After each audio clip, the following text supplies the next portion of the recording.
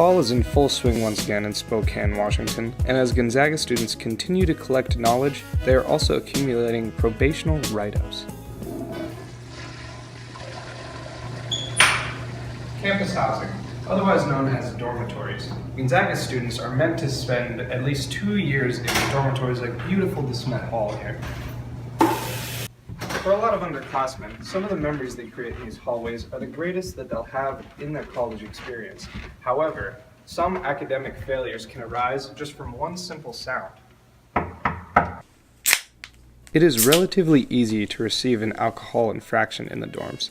It also does not help that many freshmen do not have experience with alcohol and can sometimes go overboard with their consumption. But what happens when disciplinary measures goes far beyond reasonable punishment?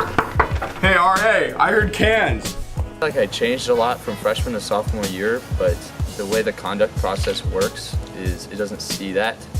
So it sort of looked at me as a 5 write-up kid, as a problem, and I got put on probation.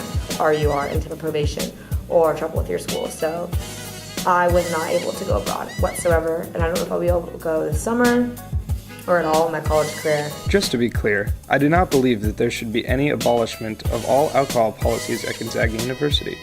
I am simply inferring that Gonzaga's punishments have consequences that should not span multiple semesters when the infraction was committed by underclassmen that simply are attempting to get a grasp on college life. It's just a fixed mindset. People change. People evolve, people learn from their mistakes. I'm not even drinking in an immature way or so on and so forth, or I'm not drinking at all.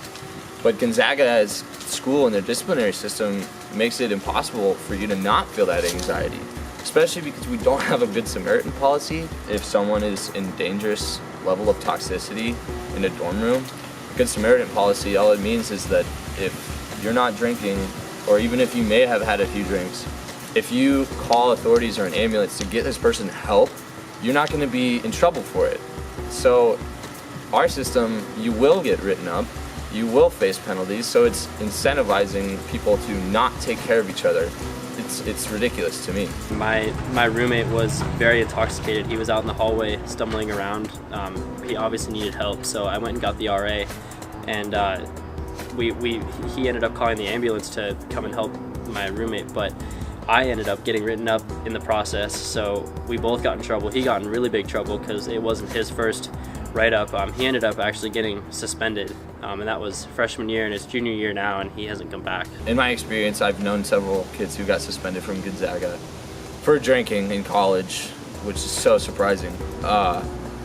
And what happened to them was no one's going to come back to school after they get suspended, and you sort of just have to say goodbye to some really close friends. I feel like Gonzaga kind of sends away some of its best without even realizing it. Write-ups already include fines, alcohol conduct meetings, and in some cases, counseling. While it is obvious that students should be punished for underage drinking on campus property, these punishments should not leave students in constant fear of suspension. If a student is in true need of help due to their alcoholism, the worst thing a university could do is to banish said student from their campus, while claiming they foster a mature commitment to dignity of the human person.